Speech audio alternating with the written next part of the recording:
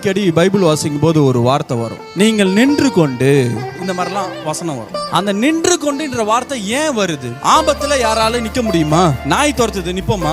தேவன் சொல்றார் நின்று கொண்டு.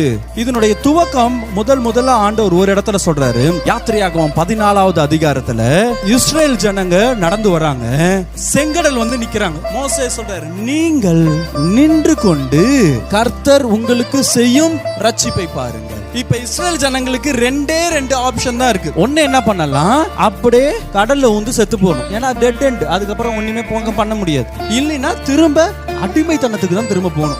ஏன் நின்று கொண்டுன்ற வார்த்தை இருக்கு தெரியுங்களா? இது ரெண்டுமே நீ செய்யக்கூடாதுன்றார். இப்ப இருக்கிற பிரச்சனையில ஆண்டவர் நம்மள மூழ்கவும் விட மாட்டாரு, என்னை ஆண்டவர் பின்னோக்கியும் போக விட மாட்டாரு.